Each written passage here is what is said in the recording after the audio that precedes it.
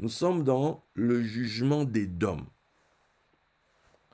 Nous sommes dans le jugement d'Édom et on a vu que Édom, c'est Rome, c'est le monde occidental, pour le coup, ce qu'on pourrait appeler, bon, j'ose pas dire judéo-chrétien, parce que justement, ce jugement, il est écrit dans les prophètes. Il est écrit dans les prophètes, et c'est le prophète, comment il s'appelle, Abdias, Obadiah, qui est celui qui proclame le jugement. Qui est celui qui proclame le jugement, et ce jugement court. Où que vous soyez, si vous êtes un peuple de l'Occident, Occident ici, c'est pas seulement le fait d'y vivre, c'est aussi le fait d'avoir la pensée de l'Occident, la culture occidentale. Et d'un point de vue de la spiritualité, la culture occidentale depuis 2000 ans, bon, un peu moins quand même, hein, parce que il y a 2000 ans, c'était pas encore ça. 2000 ans, c'était Rome, hein, Rome, l'Empire romain, etc.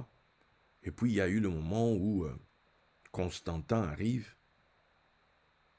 Et puis après Constantin, il y aura Théodose le Grand, qui vont imposer désormais la religion officielle, l'unique religion. Ce sera désormais le christianisme. Donc, il y aura destruction des autres choses, destruction des autres temples, ou réinitialisation, reparamétrage. C'est-à-dire un temple qui hier était le temple, je ne sais pas, de Zeus.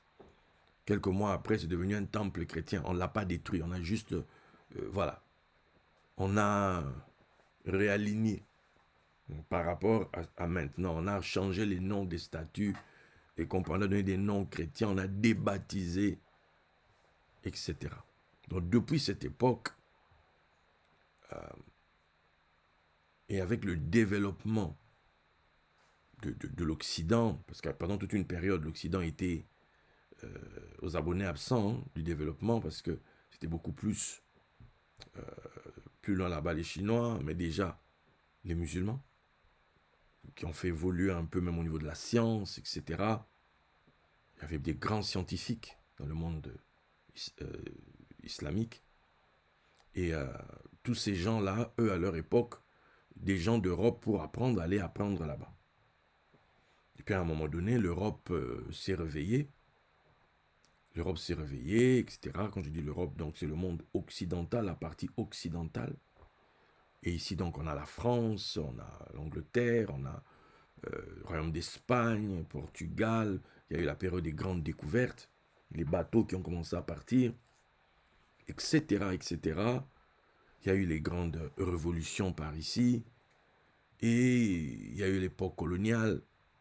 Et au travers de tout ça, ça a diffusé entre les grandes découvertes, les moments où ils sont allés en Amérique, là-bas, etc. Les moments où ils sont venus en Afrique. Donc, il y a eu une diffusion de la culture occidentale. Culture occidentale faite de quoi? Faite de la relation des peuples qui vivaient là avec la religion chrétienne. Alors l'Europe ici, puisque l'Empire romain était vaste, il s'est scindé en deux. On a l'Empire romain d'Occident qui lui a été déposé en 476, si je ne me trompe pas, après Jésus-Christ. Et il y a eu l'Empire romain d'Orient qui lui a continué avec Constantinople, l'actuel Istanbul, jusqu'en 1453. Et là, ça a été renversé par un sultan là, ottoman qui a pris Constantinople, qui n'était pas censé tomber, mais vu qu'il y avait une division entre eux-mêmes dans le pays européen, ben, le dernier bastion, entre guillemets, je veux dire, de l'Empire romain, est tombé, pris par les musulmans. Donc, et pour les musulmans, le truc c'était quoi dans cette diffusion, dans cette extension, on va dire, dans cet esprit de conquête qu'avait laissé Mohammed, c'était de prendre les 5 grandes représentations chrétiennes. Ok? Donc, il fallait arriver à Rome pour prendre le monde, pour prendre l'Occident. C'était le dernier truc qui manquait. Donc, ils avaient pris au niveau de l'Afrique, Alexandrie là-bas, ça avait été pris.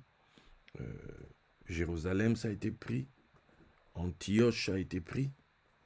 Constantinople a été pris. Donc, ils ont pris 4 sur 5. Ils ont pris 4 sur 5 et il ne manquait plus que de prendre Rome. D'où, à plusieurs reprises, ils ont tenté, on connaît l'histoire de France, jusqu'à Poitiers, etc. Mais on parle souvent de Poitiers, mais il y a eu aussi des tentatives. Ils sont passés par le sud de la France, ils étaient un peu remontés jusqu'à vers les Grenoble, dans ces coins-là. Bref, tout ça, c'était dans l'idée, il fallait que l'islam se répande. Ok? L'islam se répande. Donc, mais toute cette Europe, donc, avait une culture qui était faite des images, j'ose pas dire le terme mythologie, mais vous comprenez ce que je veux dire. C'est-à-dire, la culture a été nourrie du fait religieux. La culture, ceux qui faisaient des sculptures, les architectes, les peintres du monde occidental, pendant toutes ces années, ça a été nourri. Leur inspiration, c'était une inspiration provenant des histoires qu'on trouve dans la Bible. Quand vous allez, bon, je ne suis pas allé, mais quand vous allez à Rome, vous allez voir toutes les églises qui ont été bâties là-bas à l'époque, les chapelles Sixtines, les ceci, les cela. Quand vous allez voir tout ça, ben, vous allez bien voir que, d'une certaine manière, c'est la culture chrétienne qui s'exprimait ainsi dans le bois, dans le marbre, dans la pierre. Donc, d'un point de vue artistique, c'est la culture qui nourrissait ça. Maintenant, tout ça là, ayant donc pour support la Bible, et encore si on veut encore pousser plus loin la Bible en intégrant bien sûr les évangiles, parce que Israël n'intègre pas les évangiles, mais le monde chrétien intègre donc les évangiles. Donc, et c'est cette culture-là qui a été diffusée dans le monde, qui est qualifiée de culture occidentale. Okay? Et c'est ce monde-là, de cette culture occidentale, que les tenants de la Torah nomment Édom, nomment Esav, Ésaü. C'est ce monde-là. On peut donc dire que c'est le monde issu, le monde de et de la périphérie de l'Église. Dans le monde de l'Église et de sa périphérie. C'est ça qu'on va donc appeler le monde occidental. Maintenant, il y a le monde d'Ismaël. Si on doit remettre les choses dans les contextes bibliques, tu vois. En sachant qu'Ismaël, par rapport à Esav, c'est un oncle. C'est un oncle. Donc, maintenant, Ismaël, son monde, c'est le monde de l'islam. C'est le monde islamique qui est le monde d'Ismaël. Donc, il y a des prophéties relatives à Ismaël. Comme il y a des prophéties relatives à Esav. Et aujourd'hui, ce que l'on voit dans le monde, c'est quoi? On voit dans le monde qu'il y a une extension dans l'Occident, je ne peux plus appeler ça une incursion, non. D'autres parleront de conquête, d'autres parleront, oui, de prise de possession du territoire, je ne sais pas comment le dire, mais Ismaël est bien entré. Ce qui n'était pas le cas à l'époque. Aujourd'hui, par exemple, il y a des villes en Angleterre où le maire est musulman, se revendique tel. se revendiquent tels. Il y a une population musulmane supérieure qui aujourd'hui maintenant qui font, et maintenant les hommes politiques du monde, je ne sais pas pourquoi je vais dans cette direction, mais bon, allons-y seulement. Les hommes politiques du monde des Saves, de l'Occident, parmi eux se retrouvent ceux qui ont rejeté cette foi chrétienne. Cette foi chrétienne sous-tendant le monde des Saves. Alors, puisque eux l'ont rejeté, et pour des considérations politiques, vu que le peuple promouvant les valeurs d'Ismaël se sont multipliés, eux ne voient ça qu'ils font fi de ça, parce qu'ils se disent, d'un point de vue politique, ces gens-là vont m'être hyper utiles par rapport au vote et compagnie. Donc, qu'est-ce qui se passe? Il se passe que ils intègrent ces gens-là. Ces gens-là, ce sont des personnes, hein, mais quand je dis ces gens-là, c'est-à-dire ceux qui sont islamiques, ceux qui sont d'Ismaël. Donc, ils les intègrent dans leurs partis politiques, dans leurs appareils. Ils font des tractations, comme ça se fait en politique. Simplement qu'ici, c'est que prophétiquement, ça change, ça bouge les lignes, en fait. Là où c'était le monde, c'était le précaré, si on doit utiliser un terme connu dans le monde des politiques, le précaré des Saves, le précaré des Dômes, ben, on voit entrer en masse, voilà, quelqu'un m'a parlé d'invasion, on voit entrer en masse le peuple d'Ismaël. Je regardais l'autre jour en ligne, où il y a quelqu'un, un démocrate de gauche, je pense que c'est toujours aux États-Unis, les démocrates sont pratiquement toujours de gauche, qui pour le coup, à New York, puisqu'il y aura des élections bientôt, qui lui carrément a dit qu'il allait négocier, il est allé proposer aux musulmans, puisqu'il y en avait quand même une bonne masse à New York, aller leur proposer que maintenant il était grand temps qu'eux aussi puissent revendiquer la mairie, vu le nombre qu'ils sont. Vous voyez, dans la loi du nombre, c'est hyper important. Voici quelque chose que nous, chrétiens, on ne comprend pas. La loi du nombre. Quand vous lisez votre Bible, Dieu avait fait une promesse à Abraham, il fallait prendre une terre, et le problème qu'il y a, c'est quoi? C'est que ils ne pouvaient pas encore y accéder parce qu'ils étaient peu nombreux. Et donc il fallait les emmener dans un coin, les mettre dans un état où ils allaient pouvoir se multiplier. Et après, on allait revenir sur l'affaire. Ben, le dernier, voilà, les fameux 5 sont ce qu'on appelle les patriarcats. Il y en avait 5, les patriarcats chrétiens. Et les musulmans avaient pris aux chrétiens déjà 4 patriarcats. Vous vous rendez compte qu'un pays comme la Turquie, quand vous lisez dans votre Bible les 7 églises d'Asie mineure et compagnie, les Smyrna, tout ça là, les Philadelphie, les Laodicée, mais c'est en Turquie. Donc nous, quand on lit un truc, on est totalement, c'est un anachronisme en fait, parce que on est obligé de regarder dans le passé et on est obligé de pouvoir quitter la sphère de la lettre ou bien de l'historique pour entrer dans la dimension de l'allégorique, parce que sinon sans ça, comment tu lis Apocalypse 2 et 3? Puisque à l'époque où on écrit ça, c'est un monde chrétien. C'est un monde chrétien. Les textes que nous lisons ici normalement, ce sont des textes qui ont été écrits à une époque où l'islam n'existe pas encore. L'islam n'est pas encore apparu en tant que religion. Mohammed n'est pas encore venu. Et en fait, souvent, on vit comme si on était tout seul. Non, mais depuis, il y a eu l'islam, mes amis. Et l'islam s'est imposé dans le monde. Dans une sphère du monde, l'islam régit. Aujourd'hui, on est tous là, Dubaï, Abu Dhabi. Mais qui ont fait ça? Qui ont fait ce coin de beauté, d'excellence, etc. Qui sont là-bas?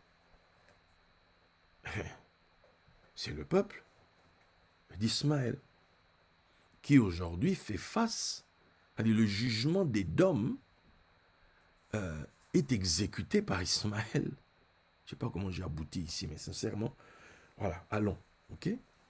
Le jugement des dômes, puisque quand vous allez lire Abdias, là, le texte d'Abdias, les choses qui sont dites là-bas. Certains rabbins, quand vous les écoutez, vont te dire que c'est Ismaël qui est le fouet, en fait. Puisque le problème entre Esav et Yaakov, qui sont des frères pour le coup, c'est qu'il est dit à Esav que il devra écouter, il sera soumis à son frère, au joug de son frère.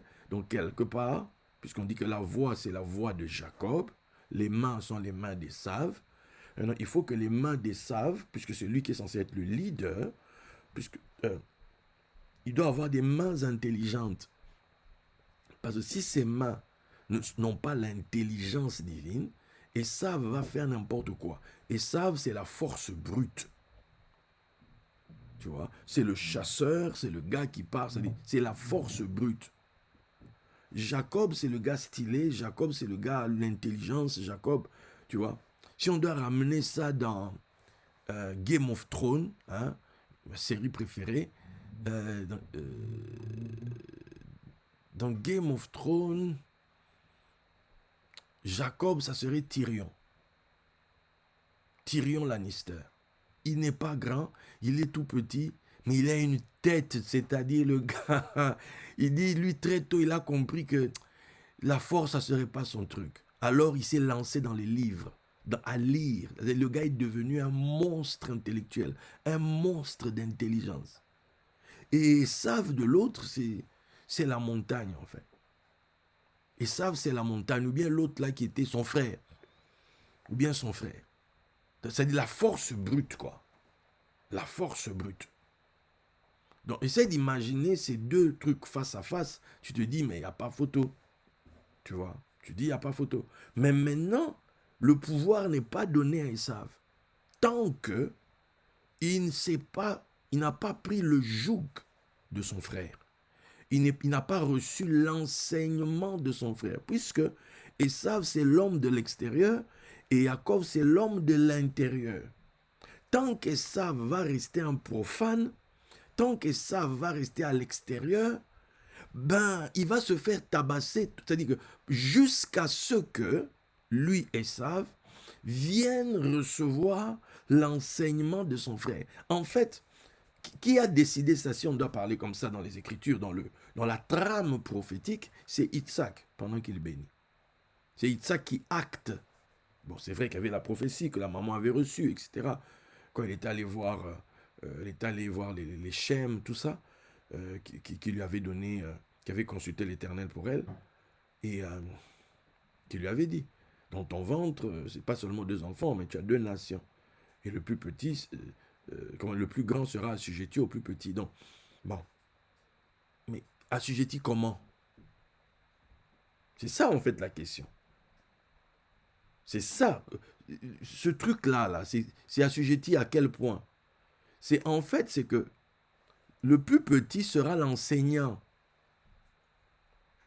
Le plus petit sera l'enseignant. La connaissance sera chez le plus petit. Maintenant, toi, le plus grand, pour réussir, tu devras accepter de t'asseoir pour recevoir ces lumières. Tu devras accepter de t'asseoir pour recevoir, parce que c'est lui qu'on a donné ça. Maintenant, tu vas faire quoi? Oh non, c'est moi les grands. Tu es une bourrique. Ta tête est vide. Tu sais pas. Lui, là, il sait. Lui, là, il a appris. Lui, là, il connaît la chose. Donc, c'est comme ça que la trame prophétique est faite. Esav, il a la force, il a tout ça. Mais cette même force peut se retourner contre lui s'il ne reçoit pas l'intelligence. Alors, quand lui, il fait n'importe quoi, il refuse ça, qu'est-ce qui se passe? Ben, il y a un bâton qui va le poursuivre. Un bâton qui va l'obliger, à un moment ou à un autre, de rentrer en lui-même. Le fils qui avait quitté son père, là, qui était parti loin, là, pendant un temps, il a fait la belle vie. Mais à quel moment il est rentré en lui-même? C'est quand la galère a commencé à taper. C'est quand la galère a commencé, c'est pointé à la porte, à ce moment-là, C'est-à-dire que au début, il peut faire genre charismatique et tout, mais, mais quand c'était devenu maintenant, on se dispute la nourriture avec les cochons. Alors là, non. Ah, sincèrement, non. Ah non, non, non, non, non. Là, c'est trop me demander. Et là, il se rappelle qu'à une époque, il était bien. Et c'est là qu'il revient. C'est là qu'il fait teshuva. C'est là qu'il retourne à la maison. Parce qu'à un moment donné, ça ne peut pas continuer comme ça. Esav n'est pas obligé, n'est pas condamné à être détruit ad vitam aeternam. Non. Puisque Dieu est un Dieu de miséricorde. C'est la boucle en fait. C'est une boucle cyclique qui va et qui revient, qui va et qui revient. De génération en génération, c'est cette trame-là, c'est cette pièce de théâtre, entre guillemets, qui se joue. Donc maintenant, nous sommes à une époque où le game d'Ismaël a changé. Parce que c'est quand Ismaël était entré jusque... Quand on dit qu'ils sont montés jusqu'à Poitiers, là, ben, ils s'étaient déjà installés en Espagne. Ils s'étaient installés en Espagne. Quand vous allez en Espagne, vous allez voir au niveau de l'architecture, des endroits qui sont construits et tout, vous voyez, je veux dire, l'architecture, pour le coup, islamique. Vous le voyez dans les constructions dans le pays. Donc, mais cette présence, cette domination, cette présence manifeste du règne d'Ismaël a généré une révolte à un moment donné. Une révolte d'Édom, un réveil où les gens se sont réveillés, où les gens se sont dit non, ça ne peut pas continuer comme ça, on va... Non, non, non, non, c'est comme ça en fait. En fait, quand tu t'endors sur tes lauriers, t'en fais pas. On va t'envoyer quelqu'un. Il y a un bâton qui va venir te récupérer pour que tu te réveilles, que tu te dises, mais oh là, oh mon ami, qu'est-ce que tu fais là? Souviens-toi d'où qui tu es, souviens-toi d'où tu viens, c'est-à-dire, réveille-toi, debout. Et celui qui a le job, en fait, de... Tu vois, quand on fait la chasse, il y a un rabatteur pour rabattre la bête vers les chasseurs qui attendent de ce côté-ci. Tu vas sortir comme ça, dès que les gens t'attendent, tu vas notamment poule, ta ta ta, ta ta ta. En fait, celui qui te faisait fuir là-bas, c'était pas lui le problème. Quelqu'un t'attendait ici. En fait, celui qui attend ici, c'est Yaakov. Celui qui attend ici, c'est l'enseignant en fait, parce que lui aussi, la prophétie le lit. La prophétie le lit, son job, c'est par rapport, il doit enseigner Esav. Il doit donner l'intelligence aux mains d'Esav. Quand vous lirez Psaume 78, vous allez voir un endroit où il est dit que David va conduire le peuple avec des mains intelligentes. Le même David qui, lorsque Samuel l'a vu, Samuel a dit ah, jamais, jamais. Ça dit quoi? C'est lui? Quand vous lisez le texte, ça dit mais quand on dit les roux là, qu'il était roux, non. C'est comme quand on dit roux par rapport aux lentilles. Les lentilles là qui remontent à Esav, d'où on a le nom de Édom. Il dit mais c'est un Édomite ce mec. C'est Esav. C'est un sanguinaire. C'est un assassin ce mec. Attends, c'est pas lui qui va nous diriger. Et on lui a dit non, c'est lui, ouin-le. C'est lui, ouin-le. Tu vois? Quand on l'a vu comme ça, de manière... Tu imagines un gars lui-même, il tue, il poursuit des ours. Lui, il poursuit des lions. Est-ce un gars comme ça est normal? Vous vous amusez. Vous vous amusez. Le petit là resté seul là-bas en brousse lui-même. On ne lui a pas encore donné l'onction. Il est en mode, c'est-à-dire bio. Il est totalement bio, c'est-à-dire c'est une force brute. On n'a amené aucune netteté là-dedans. On n'a rien, on n'est pas venu affiner ou quoi. Non, c'est force brute. C'est-à-dire, c'était David, c'est Esav en fait. Mais c'est un Esav dont on voit l'œuvre, l'action, l'influence, l'impact de ce que la lumière de la Torah peut apporter dans la vie de quelqu'un, au point de l'affiner. Il y a l'enseignement, c'est comme quand on dit on apporte la civilisation quelque part. La lumière de la civilisation. Les gens sont comme des animaux, on dirait qu'ils sont descendus des arbres. C'est-à-dire force brute, c'est-à-dire que eux, le moindre truc, c'est la baston. Moindre truc, il faut qu'ils tapent seulement. Au Congo, on dit torobette. C'est-à-dire, on ne peut pas parler normalement, il faut seulement qu'on se tape. Il faut que ça finisse seulement. Aussi, Manabilamba, on va se prendre par les vêtements. C'est quoi? Parlons. Assieds-toi en face de moi, moi je suis assis, parlons. Tout ne peut pas se régler à coup de machette, mes amis. Non, tout ne peut pas se régler à coup de... Non, non, on peut parler. On peut parler. Tout ne se règle pas à coup de poing.